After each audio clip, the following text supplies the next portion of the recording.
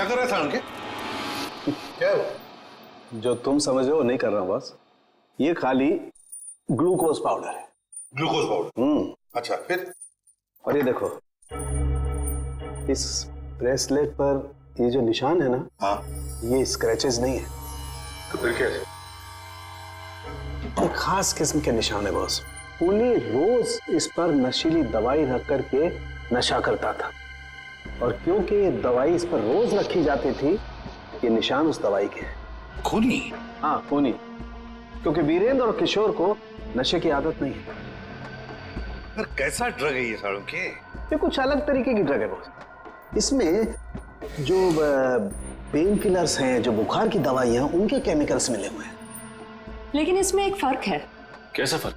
फर्क ये है बॉस कि जो दवाइयां एक्सपायर हो चुकी हैं, जिन्हें नष्ट करने के लिए अस्पताल में अलग रख दिया जाता है, ये नशीली दवाई उन्हें रीजेनरेट करके बनाई गई है। सचिन, इस राका खबरी को काम पे लगा, उसे कहो पता लगा है क्या ये ड्रग।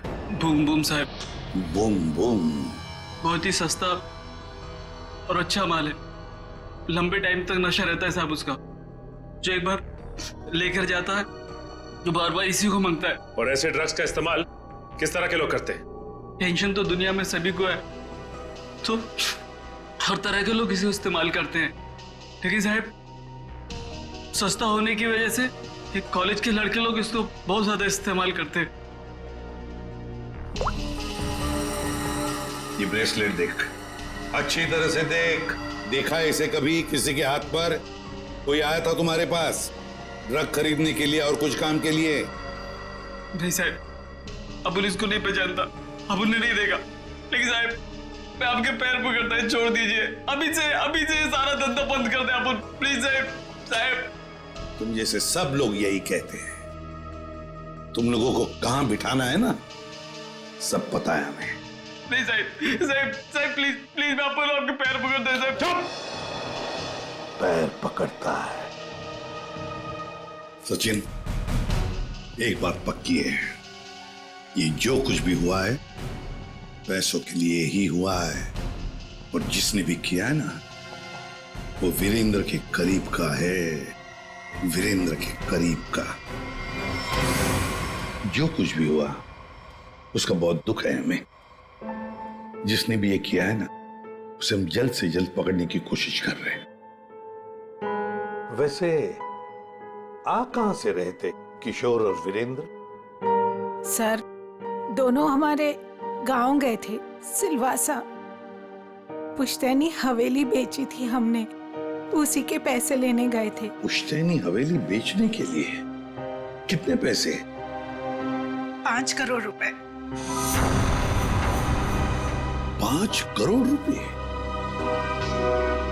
इतना सारा पैसा कैसे? मतलब रोकड़ लेकर आ रहे थे? मेरा मतलब है कैश में लेकर आ रहे थे? जी, दरअसल वीरेंद्र को गांव में इतनी बड़ी रकम बैंक में ट्रांसफर करना सही नहीं लगा, इसीलिए वो पैसे लेने खुद चले गए थे। लेकिन मुझे क्या पता था कि वो वहां से जिंदा वापस ही नहीं आएंगे। एक बात पूछूं, आप क्यों नहीं गई उनके साथ? दरअसल वीरेंद्र और किशोर भाई साहब बहुत ही पुराने दोस्त थे, लेकिन बिजनेस की वजह से उन दोनों में मनमुटाव हो गया था। अभी कुछ दिन पहले ही उन दोनों की बातचीत शुरू हुई थी।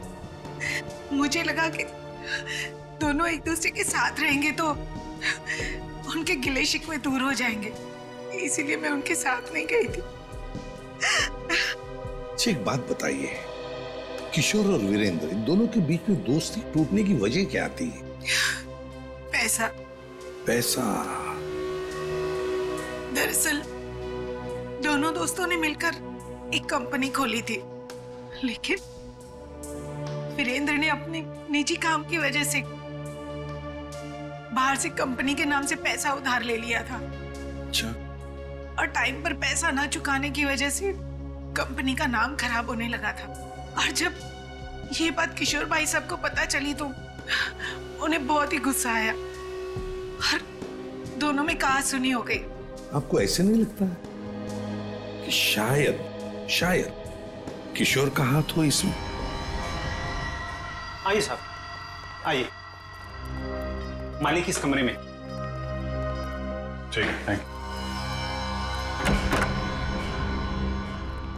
किशोर जी, अरे आप लोग? संभालिए। कैसी तबीयत है आपकी अब? ठीक है, पहले से तो बेहतर हूं। एक्चुअली जो हादसा आप लोगों के साथ हुआ है उसके बारे में हमें थोड़ी पूछताछ करनी थी। हाँ बोलिए ना। जिस कार में आप और वीरेंद्र आ रहे थे उसमें हमें एक ब्रेसलेट मिला है। ये उसकी फोटो है। आप इसको पहचानते हैं?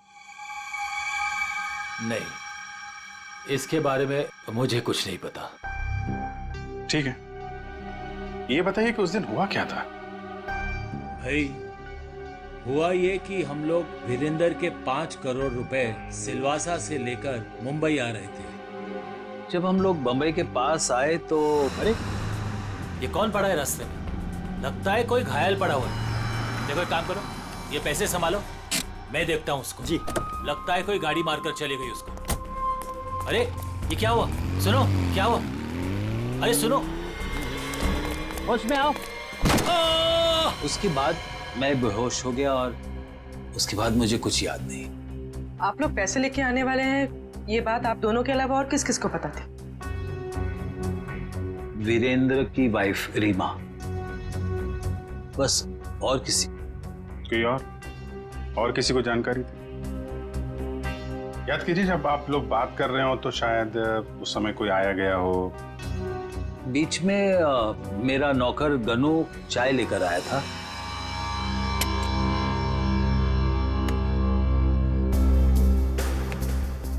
ठीक है, तो अंदर जाओ, हम लोग कुछ बातें कर रहे हैं। जी साहब। मैंने उसे तुरंत कह दिया था कि वहां से चला जाए और वो चला गया। शायद उसने आपकी बात सुन ली हो तो सकता है, लेकिन गनू काफी भरोसे वाला आदमी है। वो मेरे यहाँ कम से कम 4 साल से काम कर रहा है। देखिए किशोर जी, 5 करोड़ की बात सुन के अच्छों की नीयत बिगड़ सकती है। नहीं तो एक साहब, आप लोगों के लिए चाय लाया। Thank you very much. हम लोग ड्यूटी के समय कुछ खाते पीते नहीं हैं। वैसे मेहमानों का काफी ख्याल रखते हो तुम। साहब, जब यही काम करना है तो ईमानदारी से करें। वैसे ये घड़ी भी बहुत अच्छी पहनी है तुमने। जी साहब। मालिक, बाजार से कुछ सामान लाना है, लेके आऊं? हाँ जाओ, लेकिन जल्दी आ जाना। ठीक है।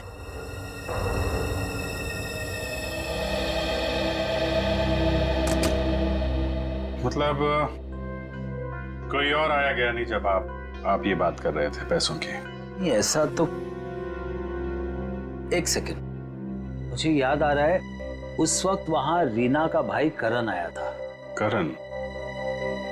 आई सी। लेकिन तब तक तो हमारी बातें हो चुकी थी। ठीक है, अभी आप आराम कीजिए, जरूरत पड़ी तो आपको दोबारा परेशान करेंगे। जी sir. Thank you very much. अच्छा जी, बाय। ये जो नौकर है ज्ञानो, ये कुछ गड़बड़ लगता है, इस पर नजर रखनी पड़ेगी।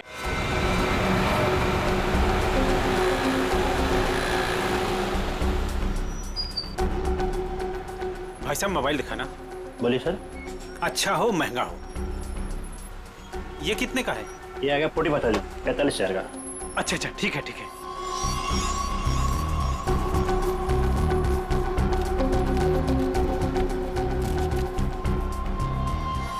ये लीजिए पैसे।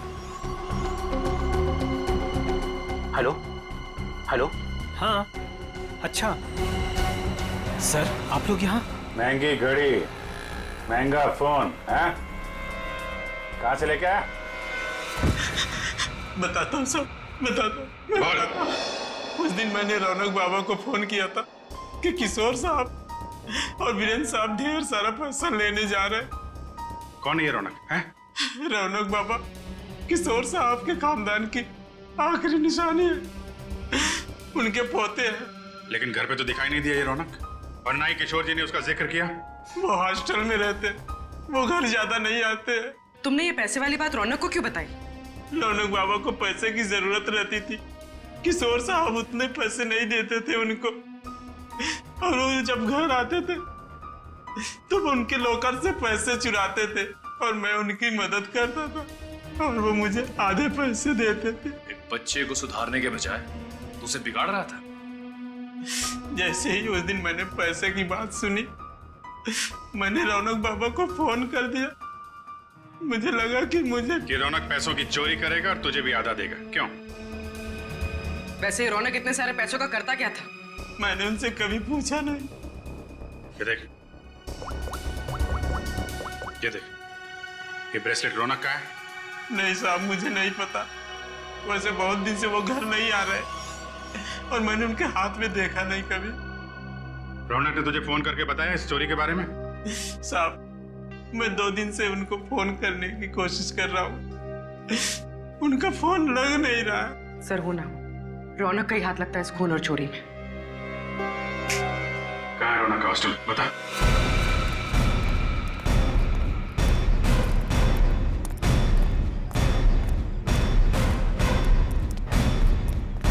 एक्सक्यूज मी, ये रौनक का रूम नंबर क्या है? रौनक रूम नंबर 31 में रहता है, आगे से राइट, तीसरा रूम। सर देखो जाके। तुम जानती हो उसे? हाँ हाँ, बहुत अच्छे से, फ्रेंड है मेरा। क्या नाम है आपका? मेरा नाम नेहा है। पर आप लोग कौन हो? हम लोग सीआईडी से। सीआईडी? सब ठीक है ना? आप जरा ये फोटो देखिए ब्रेसलेट की। इसे पहचानती हैं आप? ये ऐसा तो बिल्कुल रौनक के पास है, मैंने गिफ्ट किया था उसे। पर आप लोगों को कहाँ से मिला ये? वहीं जहाँ पे रौनक ने इसे गिराया था। एक बात बताओ, ये रौनक ड्रग्स वगैरह लेता है क्या?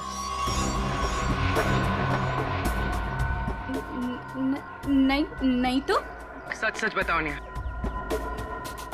हाँ सर, वैसे रौनक दिल का बहुत ही अच्छा लड़का है।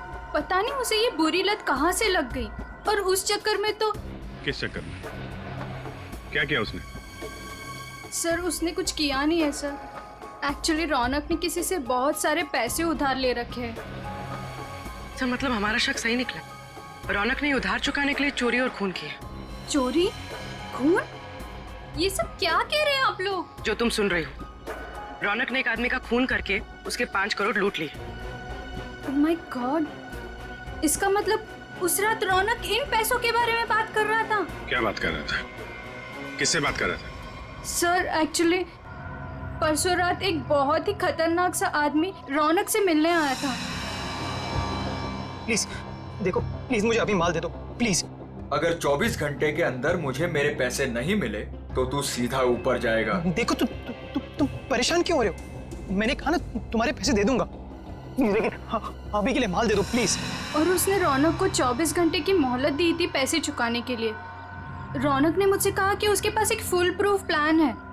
फिर जब कल रात वो हॉस्टल लौटा तो मिट्टी से पूरा लथपथ था और पता नहीं डरा डरा सा लग रहा था। तो रौनक ने ये सारा कुछ ड्रग्स के लिए किया है।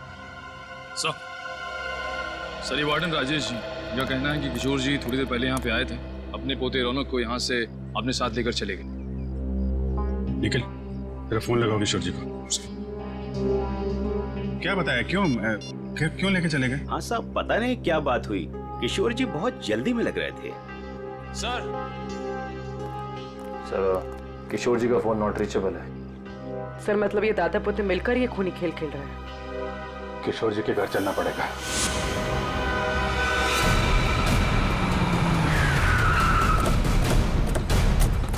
गाड़ी है किशोर जी की, दोनों अंदर ही होंगे।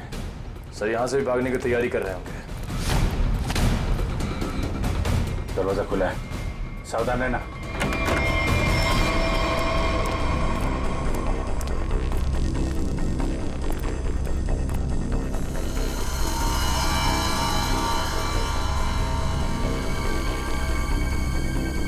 सर सारा सामान बिखरा पड़ा है। सर लगता है यहाँ पे हाथापाई हुई है।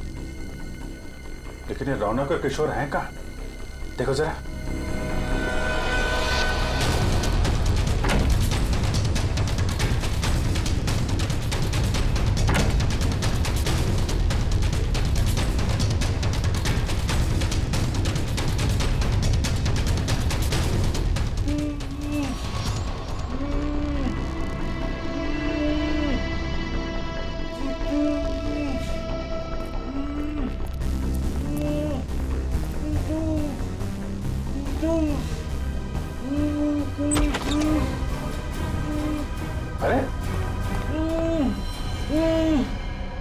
किशोर जी,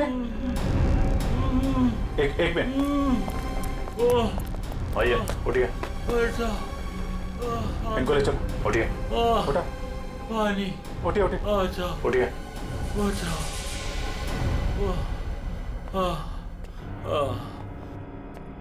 पानी दो इनको। Yes sir. पानी, बैठिए।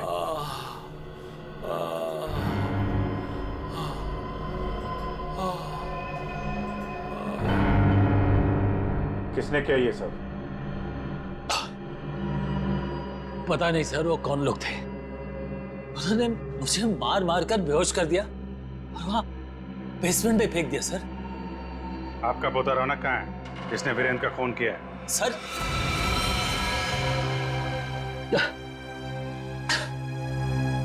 आपको रौनक के बारे में कैसे मालूम? आपको क्या लगता है आप रौनक के साथ मिलकर प्लान बनाएंगे, वीरेंद्र का खून करेंगे, उसके पैसे लेकर फरार हो जाएंगे, हमें कुछ नहीं पता चलेगा? ये आप कैसी बातें कर रहे हैं? वही जो सच है।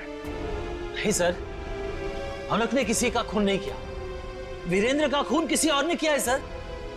आपने हमें नहीं बताया किशोर जी, लेकिन हमें पता चल चुका है। वीरेंद्र की कार में जो ब्रेसलेट मिला था वो रौनक का है। रौनक ने खून किया है, वो खूनी है। नहीं सर, रौनक ने खून नहीं किया सर, वीरेंद्र का खूनी कोई और है। अच्छा, आपको ये कैसे पता? आप तो वीरेंद्र के मरने से पहले ही बेहोश हो गए थे ना? सर मेरी बात सुनिए, जब मुझ पर वार हुआ ना, मैं एकदम से बेहोश नहीं हुआ था, मैं तो धीरे धीरे।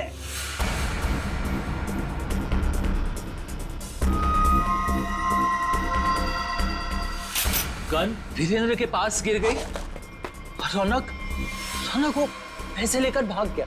झूठ पे झूठ बोल रहे हैं आप किशोर जी। गन हमें वीरेंद्र की बॉडी के पास नहीं, वहां से काफी दूर मिली थी। और जब आपको पता चल गया कि रौनक पकड़ा जा सकता है, तो आप हॉस्टल से उसे ले आए और कहीं छुपा दिया? नहीं सर, मैं झूठ नहीं बोल रहा हूँ। मैं रौनक को हॉस्टल से इसलिए लाया ताकि मैं उसे जल्द से जल्द विदेश भेज दूं। उसकी जान खतरे में थी सर। मानना पड़ेगा सर किशोर जी को, क्या कहानी लिखते हैं, फिर से नई कहानी गढ़ डाली है ना? सर मैं कोई कहानी नहीं गढ़ रहा हूँ, ये सच बात है। जिन लोगों ने मुझे मार मार कर बेसमेंट में फेंक दिया बेहोश करके, वही लोग मेरे पोते को अगवा करके लेके गए थे। मुझे लगता है सर वीरेंद्र का खून भी उन्होंने ही किया है। हाँ सर, सच्ची। लेकिन वीरेंद्र का खून उसी गन से हुआ है जो हमें क्राइम सीन पे मिली है, समझे आप? एक मिनट, ये कह रहे हैं कि गन वीरेंद्र की बॉडी के पास थी। हाँ, जबकि गन हमें वीरेंद्र की बॉडी से दूर मिली है। तो कहीं ऐसा तो नहीं कि इनके बेहोश होने के बाद कोई वहां पर आया और उसने वीरेंद्र का खून किया और गन वहां छोड़ के चला गया? लेकिन सर ऐसा कौन करेगा? वही जो रौनक को झूठे खून के मामले में फंसाना चाहता है। सर उसी हादसे के बाद रौनक को धमकी वाले फोन आने लगे। किस बात की धमकी? वो पैसों की, 5 करोड़ की। पैसे कहाँ हैं? पैसे? सर वो रौनक मुझे पैसे के बारे में बता ही रहा था। बेटा तू घबरा मत, तू बता साफ साफ क्या हुआ। दादाजी वो पैसे। हाँ बोल।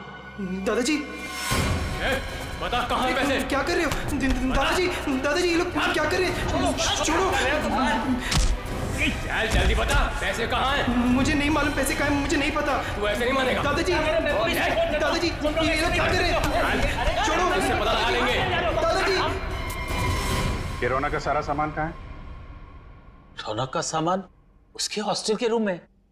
मुझे रौनक की जान की इतनी फिक्र थी कि सब कुछ छोड़ के रौनक को घर लेके आ गया। रौनक का हॉस्टल चेक करना पड़ेगा। आइए सर, यही है रौनक का कमरा।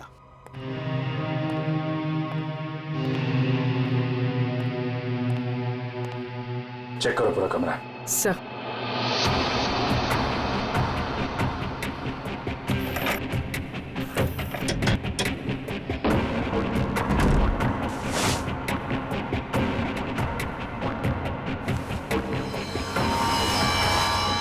सर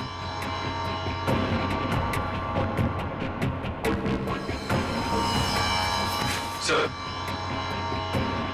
ये रौनक के कपड़ों पे, जूतों पे मिट्टी, इसके बारे में कुछ जानते हैं आप लोग? हाँ सर, कल उसने यही कपड़े पहने थे। मैंने उससे पूछा भी था, उसने बताया कि वो कहीं गिर गया था। बस के टिकट से जनक नगर? ये बस स्टॉप तो वहीं पे है, जंगल के पास, जहाँ पे वीरेंद्र का खून हुआ था। कहीं सारे पैसे उसने उस जंगल में तो नहीं छुपा दिया?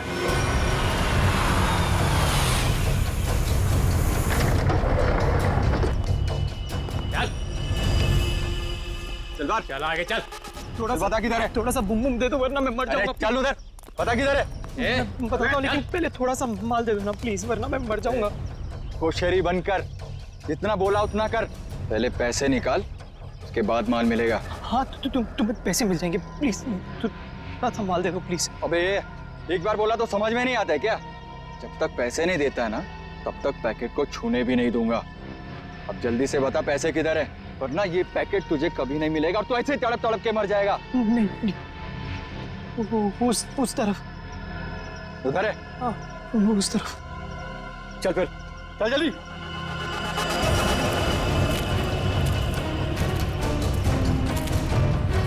कहीं हमें बेवकूफ तो नहीं बना रहा है तू? सीधा ये यहाँ से। सीधा? थोड़ा माल। कहाँ से? एक मिनट। कब किधर है?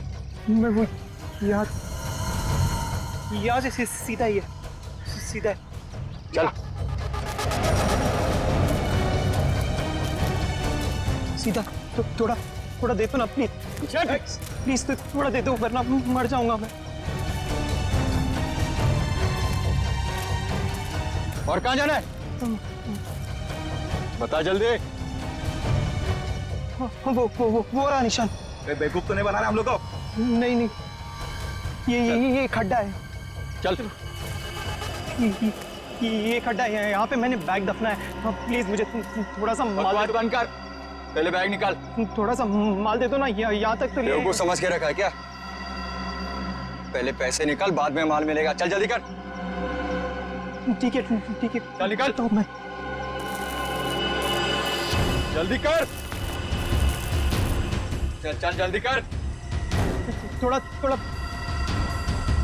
बैग निकाल।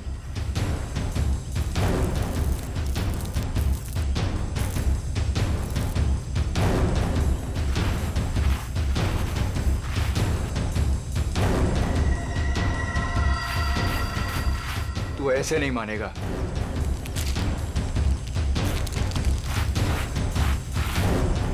देख, जितना टाइम लगाएगा ना, उतना ही माल गिरता जाएगा जमीन पर।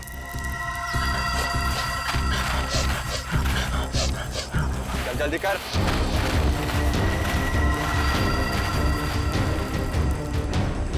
खत्म हो रहा है, जल्दी कर। चल, फेंक दूंगा सारा।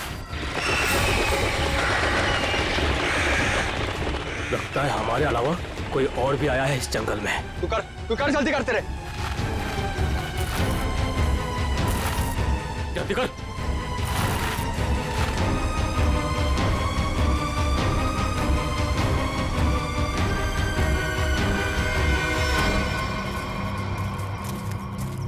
पूरा जंगल छान मारते हैं।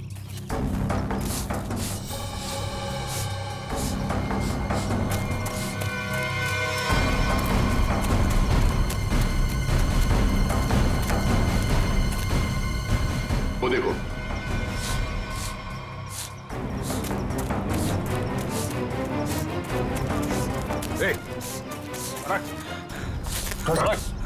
रौनक, अरे रौनक,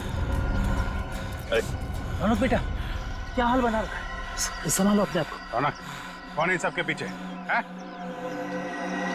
रौनक, रौनक, रौनक बेटा।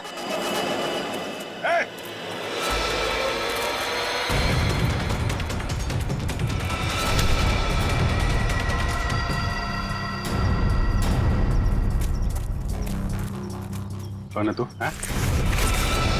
क्यों कर रहा है ये सब? ओए, उड़ दो उसे, वरना मैं इन दोनों को मार दूंगा। इन दोनों में से किसी को खरोच भी आई ना, तेरा ये आदमी तो गया। ठीक है, मार देना उसे। मेरे पास और भी लोग हैं।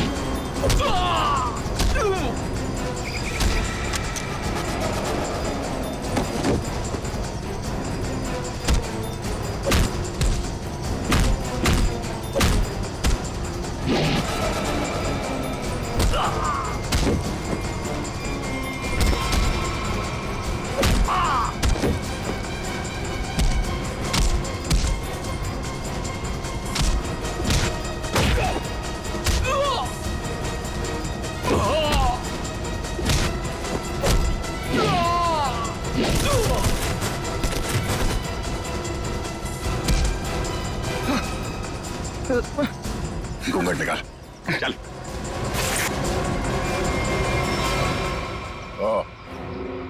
वांटेड ड्रग माफिया रजनी का बेटा दिलावर।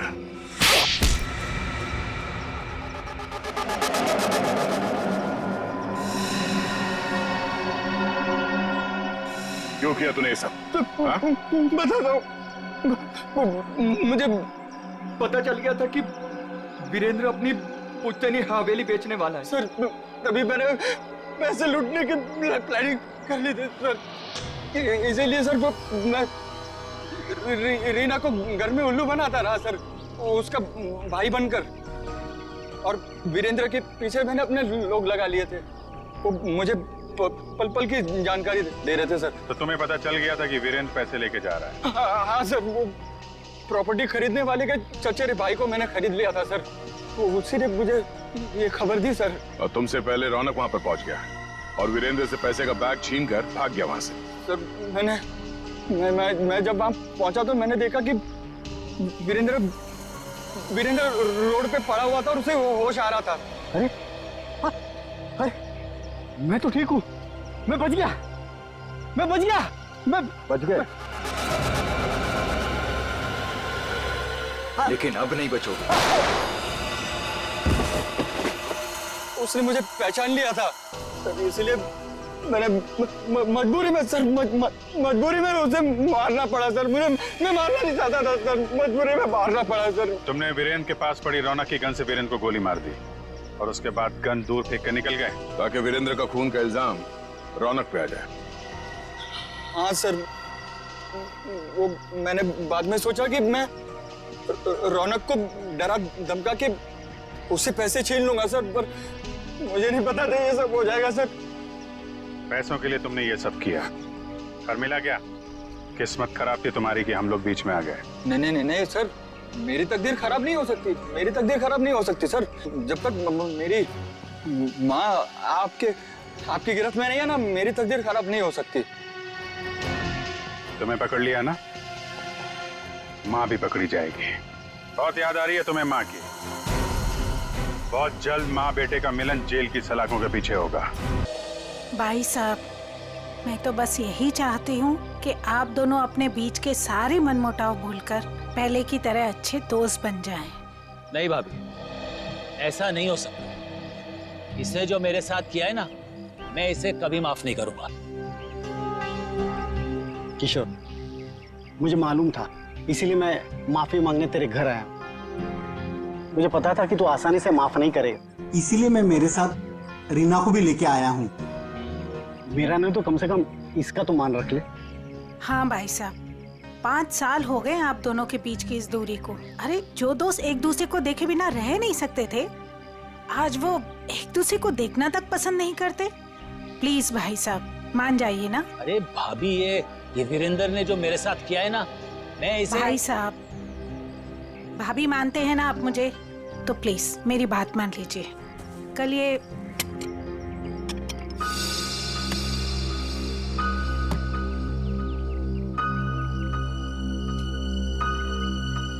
ठीक है, तुम अंदर जाओ, हम लोग कुछ बातें कर रहे हैं। जी सर। हाँ भाभी, आप क्या कह रही थी? मैं कह रही थी भाई साहब, हमने अपने गांव की पुश्तैनी हवेली बेच दी है और कल ये ना पैसे लेने गांव जा रहे थे, तो मैं चाहती थी कि आप भी इनके साथ जाएं। किशोर, 5 करोड़ रुपए लेके आने हैं सिलवासा से। अगर तुम साथ में रहोगे तो हिम्मत रहेगी। क्यों भाई, रीना भाभी तुम्हारे साथ नहीं जा रही है? नहीं भाई साहब, मैं बिल्कुल नहीं जाऊंगी। आप दोनों जाएंगे एक दूसरे के साथ, और रास्ते में जितने गिले शिकवे भी है ना, प्लीज दूर कर लीजिएगा, ताकि आप दोनों जब वापस आए तो मुझे पहले की तरह दोस्ती मिले। ठीक है भाभी, आप कह रही है ना तो मैं मान रहा हूँ, वरना इसे तो मैं जिंदगी भर माफ नहीं करने वाला था। मैं मानता हूं कि मैंने कुछ गलती की थी, लेकिन तू इतना कठोर निकलेगा ये मैंने सपने में भी नहीं सोचा था। अरे छोड़ यार, चल चाय पी। भाभी चाय पीजिए। नमस्ते दीदी। नमस्ते जीजा। नमस्ते। खुश रहो। भाई साहब, ये करण है, मेरा मुंह बोला भाई है, तो मुंह बोला लेकिन सगे से भी बढ़कर है। टाइम के बहुत पंक्चुअल हो यार, टाइम पे आ गया। वो भी अपना सारा जरूरी काम छोड़कर सिर्फ दीदी को शॉपिंग कराने के लिए। अच्छा बाय द वे करण, ये मेरा जिगरी दोस्त किशोर। नमस्ते सर। नमस्ते बेटा, बैठो। Thank you uncle. ओ, थोड़ा जरूरी फोन है, आप लोग बात कीजिए, मैं अभी आता हूँ। या हेलो। कल ये करण भी जाएगा हमारे साथ? नहीं नहीं, उसे इस बारे में कुछ नहीं पता। अच्छा किशोर, मुझे तुमसे ज्यादा किसी पे भरोसा नहीं है।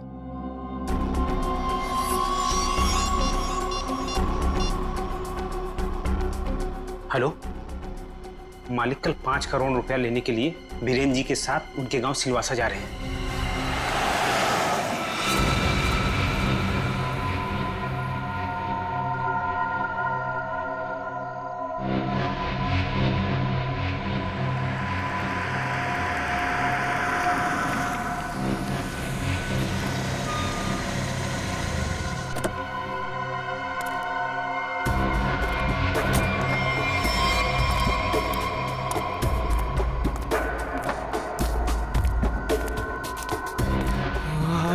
अच्छा वो तुम आगे माल लाए हो? पहले मेरे पुराने पैसे दे दे, उसके बाद ही तुझे माल मिलेगा। बाद में नहीं, प्लीज देखो, प्लीज मुझे अभी माल दे दो। अगर पैसे वापस नहीं दिए ना तो मैं तुझे छोड़ूंगा नहीं। देखो तुम परेशान क्यों हो रहे हो?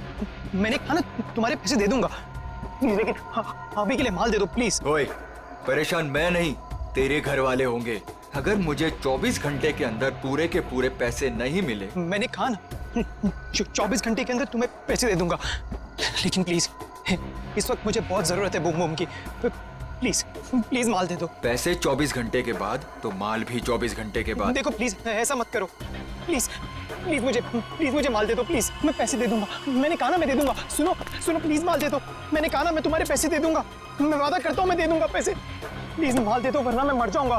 प्लीज सुनो, देखो जाओ मत, प्लीज माल दे दो, अभी के लिए दे दो, मैं पैसे दे दूंगा। प्लीज माल दे दो वरना मैं मर जाऊंगा। प्लीज माल दे दो। रौनक,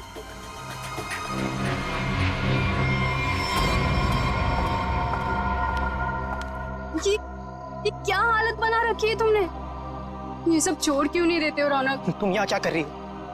तुम्हें कहा था ना मैंने यहाँ नहीं आने के लिए, फिर यहाँ क्यों आई? मुझे पता है रौनक, दोपहर से तुम्हारी तबीयत ठीक नहीं थी, इसलिए तुम्हें देखने के लिए तुम्हारे रूम पे भी गई थी, पर वहां पे ताला लगा हुआ था। तब मुझे पता चला कि तुम कहाँ मिलोगे। सुना ना, थोड़ा कर्जा हो गया मुझ पर। थोड़ा नहीं रौनक, मुझे पता है कि तुमने काफी पैसे उधार ले रखे। रौनक, अगर तुमने उनके पैसे नहीं लौटाया ना तो देखो, घबराओ मत, कुछ नहीं होगा मुझे। नेहा, तुम्हें पता है ना कितने खतरनाक लोग हैं वो। अगर तुमने उनके पैसे वक्त पे नहीं लौटाए ना रौनक, पता नहीं वो लोग क्या कर देंगे। मैंने कहा ना मुझे कुछ नहीं होगा। इस बार एक बड़ा प्लान है मेरे पास, एक फुल प्रूफ प्लान, जिससे उन्हें उनके पैसे भी मिल जाएंगे और मेरा ये हाथ कांपना भी बंद हो जाएगा। मुझे कुछ नहीं पता रौनक, मुझे तुम्हारी बहुत फिक्र हो रही है। देखो तुम घबराओ मत, मुझे कुछ नहीं होगा। बस मुझे कहीं से भी माल लाके दे दो, मुझे बम लाके दे दो, वरना मैं मर जाऊंगा। मैं सच में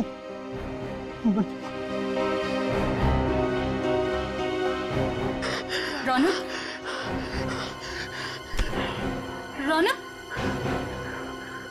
तुम ठीक हो ना?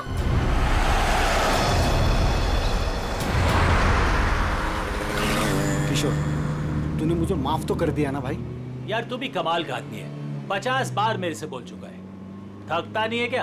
क्या है किशोर कि जब तू नाराज हो गया था ना और मिलना जुलना छोड़ दिया था ना, तब मुझे एहसास हुआ कि दोस्ती की क्या कीमत होती है।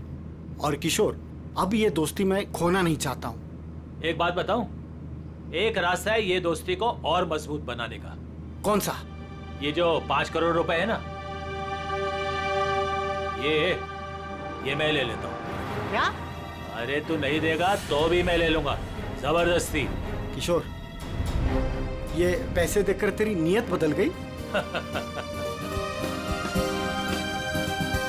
अरे ये कौन पड़ा है रास्ते में? लगता है कोई घायल पड़ा हुआ है। अरे हाँ यार, मैं रोकता हूं। देखो एक काम करो, ये पैसे संभालो, मैं देखता हूं उसको। जी। लगता है कोई गाड़ी मारकर चली गई उसको। अरे क्या हुआ? सुनो, क्या हुआ? अरे भाई साहब, होश में आओ।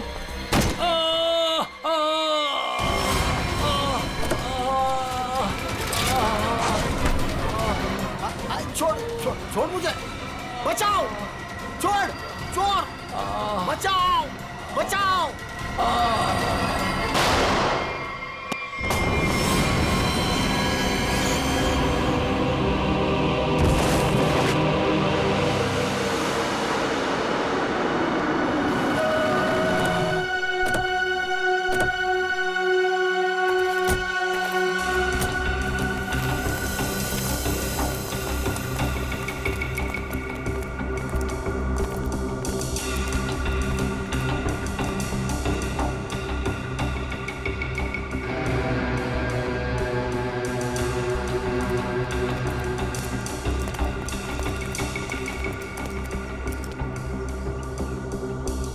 साळुंखे, देख जरा जिंदा है क्या?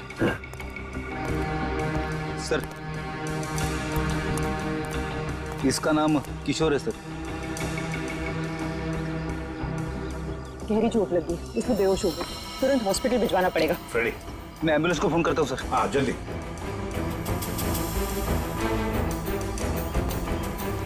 जो कुछ भी हुआ यहाँ पर, याद सा आप में से किसी ने देखा है? नहीं सर, नहीं सर, नहीं सर।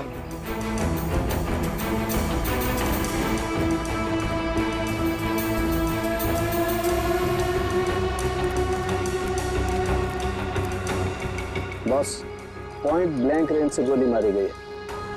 गन पाउडर लगा हुआ अभी भी घाव पर। हाँ, ये देख सर, उनके खरोच के निशान है हाथ पर। लगता है खूनी के साथ हाथापाई हुई है। सर पे भी चोट लगी है, लगता है इनका सर किसी चीज से टकराया है।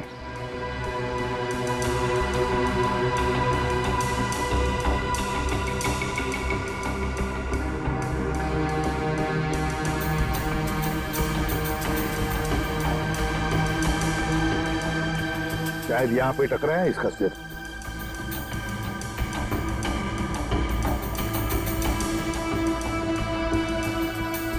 सर, गाड़ी के अंदर से हाँ, इन नोटों की गड्डी मिली है और ये टूटा हुआ है। लगता है ब्रीफकेस का टुकड़ा। ब्रीफकेस का ही टुकड़ा है। ब्रीफकेस का टुकड़ा, और ये सब गाड़ी के अंदर मिला तो जरूर गाड़ी के अंदर ब्रीफकेस होनी चाहिए सचिन। हो सकता है उस ब्रीफकेस के अंदर पैसे भी हो और शायद उसी लिए ये सब हुआ होगा। देखते हैं, पता चल जाएगा। वो क्या है? मैंने किशोर जी को अस्पताल भिजवा दिया है। ठीक है।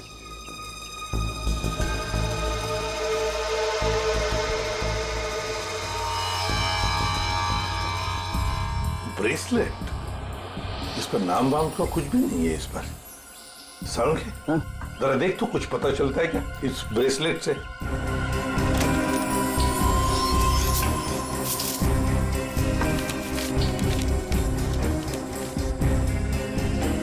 हाँ, ये गाड़ी किसी वीरेंद्र नाम के आदमी की है। लगता है सचिन, वो किशोर है तो फिर यही वीरेंद्र है।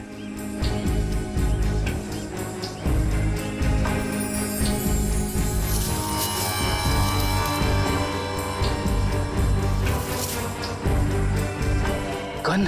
सर आप रेडी? ये गन मिली है। गन देखे जरा।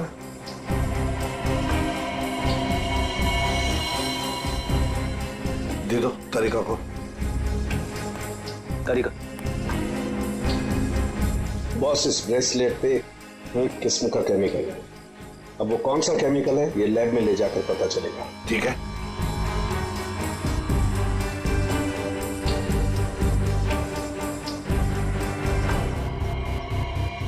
सर, इस गन पे खून लगा हुआ है। लगता है इसी गन के बट से किशोर जी पर वार किया गया था।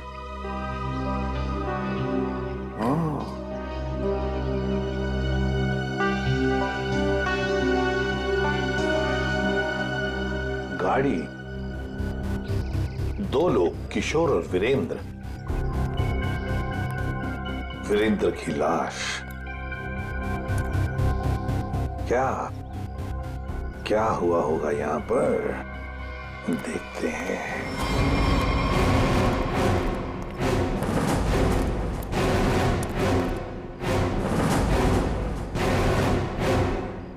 किसी न किसी वजह से गाड़ी यहां पर रुकी। किशोर गाड़ी में से बाहर निकला, उसकी पीठ इस तरफ थी। बस उसी में किसी ने आकर उसे यहां सिर पर वार किया और किशोर यहां पर गिर गया। हो सकता है ब्रीफकेस में पैसे थे। वीरेंद्र शायद पैसे की बैग लेकर अपने आप को बचाने की कोशिश में भाग रहा था। खूनी ने उसे देख लिया और दबोच लिया। दोनों में हाथापाई हो गई। वीरेंद्र को पॉइंट ब्लैंक रेंज पर गोली मार दी। ये जो कुछ भी है पैसों की वजह से ही हुआ है, पर किस